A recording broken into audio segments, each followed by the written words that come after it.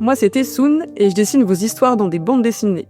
En fait, au début, je dessinais juste parce que ça me faisait du bien. Et au fil du temps, c'est devenu le meilleur moyen pour moi pour exprimer ce que je ressentais. Et un jour, j'ai commencé à faire des bandes dessinées pour mes proches juste pour leur dire ce que je ressentais pour eux. Et en fait, c'était assez simple pour moi. C'était pas grand-chose, mais c'était hyper délibérateur.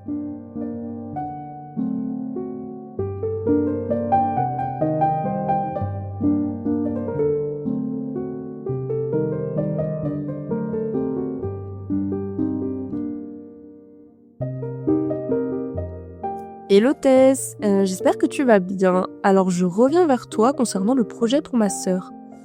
Alors j'aimerais que tu crées une BD courte, une sorte de mini-récit illustré, quelque chose de simple, drôle, très coloré et joyeux.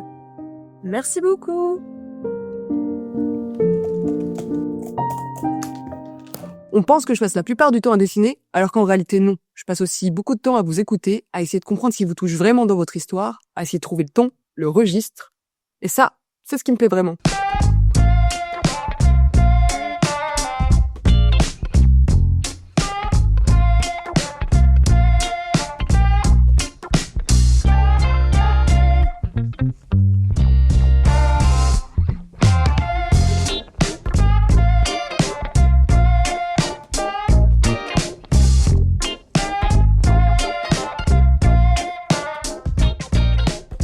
J'ai besoin de m'imprégner de votre histoire, de la vivre à travers vous pour la comprendre et pouvoir la retranscrire au mieux, le plus fidèlement possible.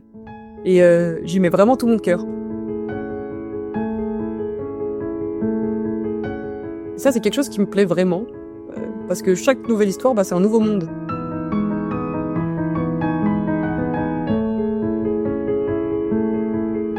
Quand je dessine, ce qui me motive, c'est d'imaginer ce moment-là où la personne, elle va redécouvrir son histoire, vue et interprétée par les yeux de ses proches. Et ça, pour moi, c'est la magie de l'illustration.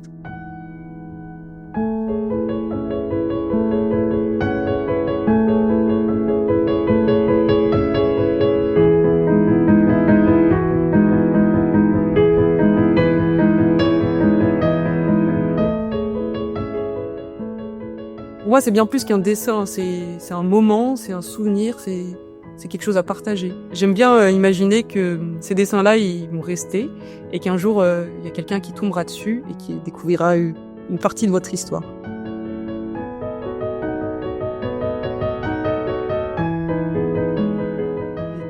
Ce que je fais, c'est mettre de la tendresse dans un petit objet que vous pourrez garder. C'est célébrer la vie, les souvenirs et les liens.